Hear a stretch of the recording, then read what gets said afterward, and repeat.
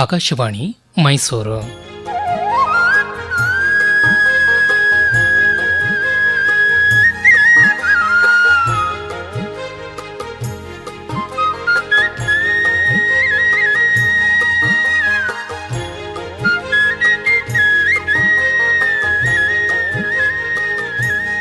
ಗಾದೆ ಗದ್ದುಗೆ ಗಾದೆ ಗದ್ದುಗೆ ಗಾದೆ ಗದ್ದುಗೆ ಗಾದೆ ಗದ್ದುಗೆ ಗಾದೆ ಗದ್ದುಗೆ.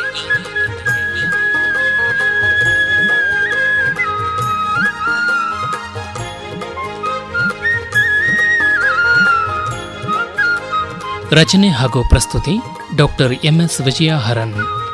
ಮನೆ ಮನೇಲಿ ಮುದ್ದೆ, ಮಾರಿಗುಡಿಲ್ ನಿದ್ದೆ.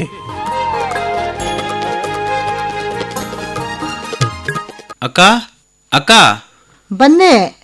ಏನೋ ರಾಮು? ಅಕ್ಕ ಪ್ಲೀಸ್ ಒಂದು ಕಪ್ ಟೀ ಮಾಡ್ಕೊಡಕ್ಕ. ಅಲ್ವೋ ರಾಮು, ಈಗ ತಾನೇ ಕಾಫಿ ಕುಡ್ದಿಯಲ್ಲೋ? ಕಾಫಿ ಕುಡ್ದೆ, ಟೀ ಕುಡಿಲಿಲ್ವಲ್ಲ. ಓಹೋ, ಅದೇನಿವತ್ತು ಕಾಫಿ ಟೀ ಎರಡೂ ಕುಡಿಬೇಕು ಅನ್ನಿಸ್ತಿರೋದು? ಅಕ್ಕ ಯಾಕೋ ತುಂಬ ಬೋರ್ ಆಗ್ತಿದೆ ಕಣಕ್ಕ. ಬೋರಾ? ನಿನಗೆ? ಅದೇನಪ್ಪ, ಯಾರು ಫ್ರೆಂಡ್ಸು ಊರಲ್ಲಿಲ್ವಾ ಹೇಗೆ ಅಂತ? ಎಲ್ಲ ಇದಾರಕ್ಕ, ಆದರೆ ಯಾವಾಗಲೂ ಫ್ರೆಂಡ್ಸ್ ಮನೇಲೇ ಇರೋಕ್ಕಾಗತ್ತಾ? ಮತ್ತ್ಯಾಕೆ ನಿನಗೆ ಬೋರ್ ಆಗ್ತಿದೆ? ಹಾಂ ಅಲ್ವೋ, ಹೊಳಿತು ಆ ಹುಡುಗಿ, ಮತ್ತೆ ಆ ಕಪ್ಪು ಕಣ್ಣು ನೀಳ ಜಡೆ ಅಂತಿದ್ಯಲ್ಲ, ಅವಳೇನಾದರೂ? ಸಾಕು ಸುಮ್ಮನಿರಕ್ಕ, ತಮಾಷೆ ಮಾಡಬೇಡ. ಹೋಗ್ಲಿ ಬಿಡಪ್ಪ ರಾಮು, ಈಗ ಈ ವಯಸ್ಸಿನಲ್ಲಿ ಇದೆಲ್ಲ ಸಹಜ ಅಂತ ಅನ್ಕೊಂಡ್ಬಿಡೋಣ ಬಿಡು. ಅಯ್ಯೋ ಅಕ್ಕ ಅಕ್ಕ ನೀನೇನೋ ಅರ್ಥ ಕಲ್ಪಿಸಿ ಮಾತಾಡಬೇಡ. ಮತ್ತೆ ಯಾಕೆ ನಿಂಗೆ ಬೋರ್ ಆಗ್ತಿದೆ ಅಂತ ನೇರವಾಗಿ ಹೇಳ್ಬಿಡು. ಅಕ್ಕ ಈಗ ನಾನೊಂದು ತೀರ್ಮಾನಕ್ಕೆ ಬಂದಿದ್ದೀನಿ. ಏನಪ್ಪ ಅದು ಅಂತ ತೀರ್ಮಾನ? ಓದೋದು ತುಂಬಾ ಕಷ್ಟ ಆಗ್ತಿದೆ ಅಕ್ಕ, ಬೋರ್ ಆಗ್ತಿದೆ. ಅದಕ್ಕೆ ಕಾಲೇಜನ್ನ ಬಿಟ್ಬಿಟ್ಟು ಹಳ್ಳಿಗೆ ಹೋಗಿ ಇದ್ಬಿಡೋಣ ಅಂತಿದ್ದೀನಿ. ಏನು, ಕಾಲೇಜ್ ಬಿಟ್ಬಿಟ್ಟು ಹಳ್ಳಿಗೆ ಹೋಗಿ ಅಲ್ಲೇನ್ ಮಾಡ್ತೀಯ? ಏನ್ ಮಾಡೋದು, ಅಪ್ಪನ ಜೊತೆ ಏನಾದ್ರೂ ಎಲ್ಲಾದ್ರೂ. ಓಹೋ, ಅದೇ ಮನೇಲಿ ಮುದ್ದೆ, ಮಾರಿಗುಡಿಲ್ ನಿದ್ದೆ ಅಂತ ಹೇಳ್ತಾರಲ್ಲ ಗಾದೆ, ಹಾಗೆ ಅಲ್ಲಿ ಇಲ್ಲಿ ಅಲ್ಕೊಂಡು ಕಾಲ ಕಳ್ಕೊಂಡು ಇರಬೇಕು ಅಂತಿದ್ಯಾ ಹೇಗೆ? ಅಕ್ಕ ಅಕ್ಕ ಅಕ್ಕ ಅದೇನಕ್ಕ, ಮನೇಲಿ ಮುದ್ದೆ, ಮಾರಿಗುಡಿಲ್ ನಿದ್ದೆ ಅಂದ್ರೆ ಚೆನ್ನಾಗಿದೆ ಕೇಳಕ್ಕೆ ಪ್ರಾಸಬದ್ಧವಾಗಿ. ಚೆನ್ನಾಗಿದೆ. ಅರ್ಥ ತಿಳ್ಕೊಂಡ್ರೆ ಇನ್ನೂ ಚೆನ್ನಾಗಿರುತ್ತೆ ನಿನ್ನಂಥ ಮೈಗಳ್ರಿಗೆ. ಏನಕ್ಕ ಹಾಗೆಲ್ಲ ಅಂತೀನನ್ನ? ನೀನು ಅಂತಲ್ಲ ಕಣೋ, ನಿನ್ನಂಥವ್ರು ಇಂಥ ಮಾತಾಡಿದ್ರೆ ಹಾಗನ್ಸುತ್ತಷ್ಟೇ, ಅದಕ್ಕೆ ಹೇಳಿದೆ. ಮತ್ತೆ ಮನೇಲಿ ಮುದ್ದೆ, ಮಾರಿಗುಡಿಲ್ ನಿದ್ದೆ ಅಂದ್ಯಲ್ಲ, ಏನಕ್ಕ ಈ ಮಾತಿನ ಅರ್ಥ?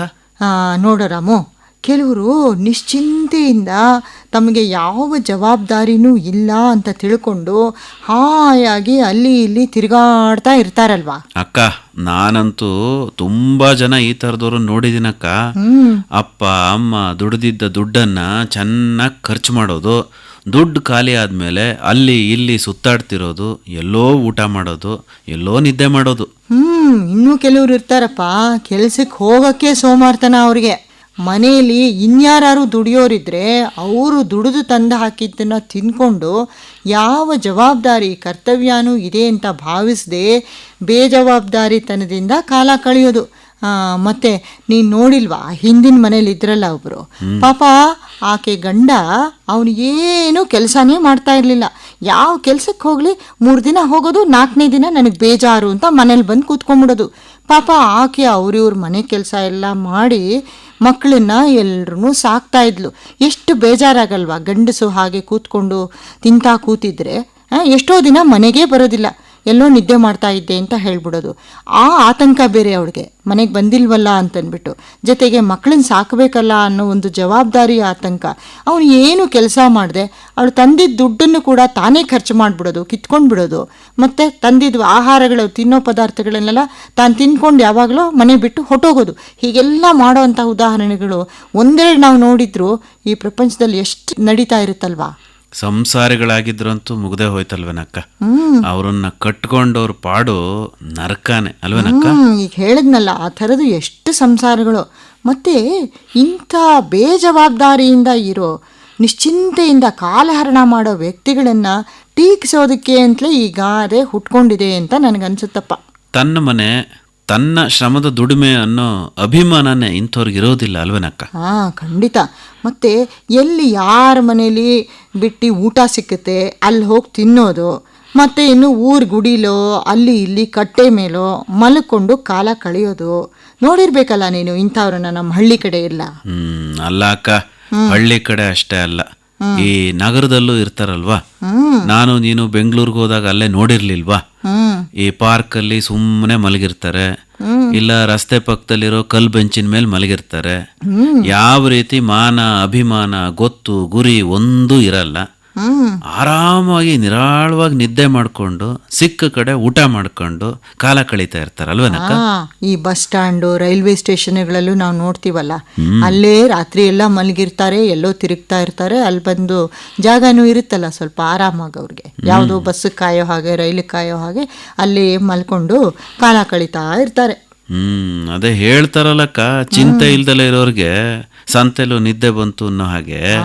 ಇಂಥ ಮೈಗಳನ್ನ ನೋಡಿ ಒಂದ್ ರೀತಿ ವ್ಯಂಗ್ಯವಾಗಿ ಟೀಕ್ಸುತ್ತಲ್ವಾ ಈಗ ಅದೇ. ಅಕ್ಕ, ದುಡಿಮೆ ಬಹಳ ಮುಖ್ಯ ಅಂತಾರಲ್ವಾ, ಯಾಕಿಂತ ಜನ ದುಡಿಯೋದಿಲ್ಲ ಅಂತೀನಿ. ಮತ್ತೆ ಜೀವನದಲ್ಲಿ ಈ ಗುರಿ ಸಾಧನೆ ಮಾಡಬೇಕಾದ್ದು ತುಂಬಾ ಮುಖ್ಯ ಆಗಿರುತ್ತೆ ಕಣೋ. ಇಲ್ಲದೆ ಹೋದ್ರೆ ವ್ಯಕ್ತಿಗಳು ಕೆಲ್ಸಕ್ಕೆ ಬಾರದವರಾಗಿ ಅಪಹಾಸ್ಯಕ್ಕೆ ಗುರಿ ಆಗ್ತಾರೆ ಅಲ್ವಾ. ಈಗ ನೋಡು, ಯಾರೋ ಅವ್ನ ಕೆಲಸನೇ ಮಾಡದೇ ಇದ್ರೆ ಮನೆಗೂ ಒಂಥರ ಹೊರೆ ಅನ್ಸುತ್ತಲ್ವೇ. ಅವನ ಜೀವನ ಅವನಾರು ಸುಧಾರಿಸ್ಕೊಳ್ಳೋ ಅಷ್ಟಾರು ದುಡಿಬೇಕಲ್ವೇ ಅವನು. ಇನ್ನೊಬ್ಬರ ಮೇಲೆ ಹೊರೆ ಎನಿಸಿದಾಗ ಅವನು ಗೌರವನೆಲ್ಲ ಕಳ್ಕೊಂಡ್ಬಿಡ್ತಾನೆ. ಓ ಇವನಿಲ್ಲಿದ್ದಾನಪ್ಪ, ನಮಗೊಂದು ಹೊರೆಯಾಗಿದ್ದಾನೆ ಅನ್ನೋ ಥರ. ಮನುಷ್ಯ ಯಾವಾಗಲೂ ಹಾಗೆ ಅನ್ನಿಸ್ಬಾರ್ದಲ್ವ. ತನ್ನ ಕೈಲಾದಷ್ಟು ಕೆಲಸವನ್ನು ಅವನು ಮಾಡೋದನ್ನು ಕಲ್ತ್ಕೊಳ್ಬೇಕು. ಯಾವುದನ್ನು ಅವನು ಬಿಟ್ಟಿಯಾಗಿ ಒಂದು ರೀತಿ ಬೇಜವಾಬ್ದಾರಿತನದಿಂದ ವರ್ತಿಸೋದನ್ನು ಕಲ್ತ್ಕೋಬಾರ್ದು ಅನ್ನೋದನ್ನು ಈಗಾದೇ ಪರೋಕ್ಷವಾಗಿ ಸೂಚಿಸುತ್ತಲ್ವಾ. ಅಕ್ಕ ಅಕ್ಕ, ಈಗ ನಾನು ಕಾಲೇಜು ಬಿಡಲ್ಲ, ಹಳ್ಳಿಗೂ ಹೋಗಲ್ಲ. ಯಾಕೆ? ಹೋಗಪ್ಪ ಹಳ್ಳಿಗೆ, ಹಳ್ಳಿಲೂ ಮಾರಿಗುಡಿ ಇದೆಯಲ್ಲ. ಅಯ್ಯೋ, ನಿನ್ನನ್ನು ರೇಗ್ಸಕ್ ಆ ಥರ ನಾಟಕಿ ಇವಾಗ ಮಾತಾಡ್ದೆ ಅಕ್ಕ. ಹಾಗಾದ್ರೆ ಈಗ ಟೀ ಬೇಡ ಅನ್ನು. ಅಯ್ಯೋಯ್ಯೋ, ಟೀನೂ ಬೇಕಕ್ಕ.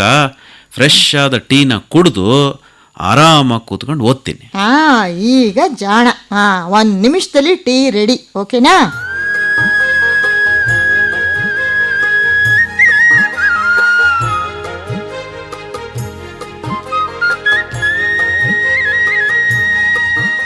ಗಾದೆ ಗದ್ದುಗೆ ಕೇಳುತ್ತಿದ್ದೀರಿ.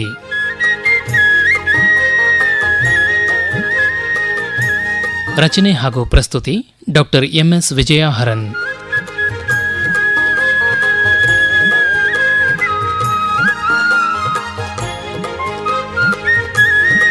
ನಿರೂಪಣೆ NK ಶಿವಮೂರ್ತಿ.